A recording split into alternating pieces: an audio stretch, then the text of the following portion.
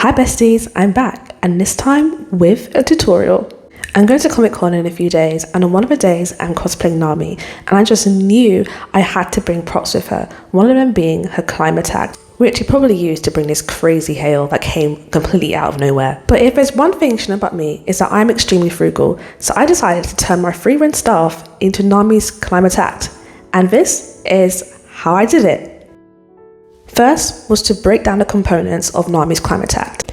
The first middle portion is striped and has two bulbous ends on either side. And next are the two long orange pieces which stretch out of the striped orange piece. And these have spheres on either end. In height, it is taller than Nami, but my Frieren staff is a little bit shorter than I am. But I was happy to disregard this because it meant I wasn't spending money on any other materials like PVC pipes. So first, I was going to tackle the middle portion of Nami's Climatact and make the bulbous ends. And I was going to do this out of foam clay, which is so squidgy and fun. So after making the foam clay malleable, I wrapped it around the ends of what would be the middle portion of the Climatact.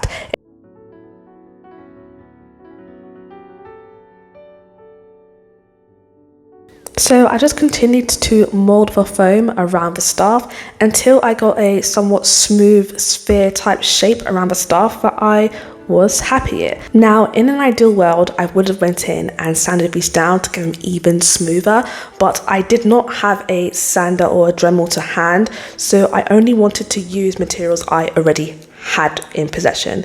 And next was putting spheres on either end of the staff, and luckily I had a box of balls. Styrofoam balls, to be exact. I was really paranoid about gluing the balls down in the wrong position, so I went in with this rhinestone glue I use for rhinestones, and I put it around the rim of the staff and then pressed the ball right down on top. I did this to kind of hold the sphere in place in a position that I liked before then going in with my hot glue gun once I was happy that position I had was perfect. Once I had put spheres on both ends of my staff, I then went back in with my foam clay to add some further details around the sphere. I'm not even sure what the technical term of it would be, but I just added a rim around the sphere to make it look more like Nami's Climatact. Once I was happy with my foam clay shaping, I set the pieces aside to dry for a couple of hours, and then I just started cleaning the house, the bathroom, the living room, my room. And once I was done with that, the foam was dry. One thing to know about foam clay is that it doesn't dry hard like regular clay. It dries squishy, and that is always the most exciting thing to me. I just love anything squidgy. The texture is absolutely amazing. So as you can see, I was having a ball with squidging down this foam.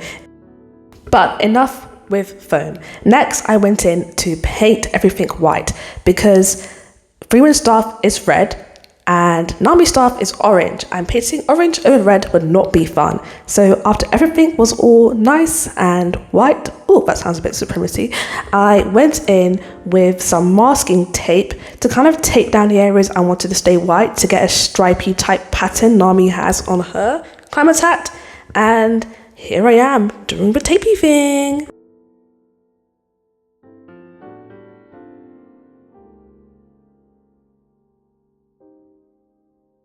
Once I was happy that everything was taped down the way I liked, it was time to mix my paints together.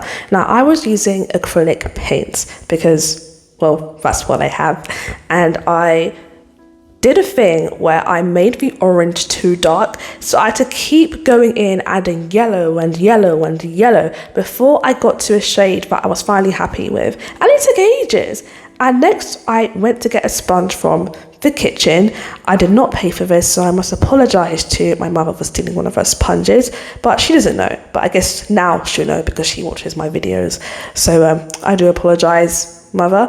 But a sponge is the best tool to use when trying to get an even coverage over your props and without getting any streaks from brushes. And as you can see, it is so much quicker than going in with a brush. Don't even try to go in with a brush, just use a sponge. It will get the job done a whole lot faster. And once I had finally covered all pieces of the Climatact and I was happy with it, I just set it aside to dry. So once it was dry, I then went in with a darker shade of orange and a teeny tiny brush just to add a little bit of dimension. I wanted to add a little bit of realism to this prop. Even though it is a prop based off a cartoon, I wanted to try and make it look like this was a prop pulled out of anime straight into real life. So a few darker edges was my way of doing this. And once the detailing was dry, it was time to peel off the masking tape from the Climatact. And this was the moment that I was waiting for, to see if my hard work of taping down had paid off. I struggled a little bit with it, but it's okay. It's not right, but it's okay.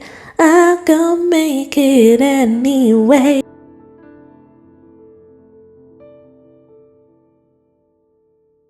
So here is the middle piece of the Climatact.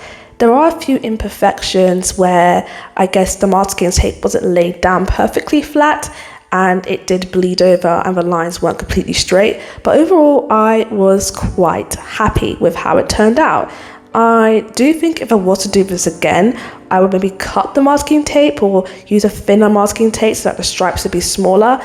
But I was happy with how it turned out. And here are all the pieces laid out together, looking all cute. And then I went in and sealed everything with this clear coat spray. I did not film this part because I am an idiot.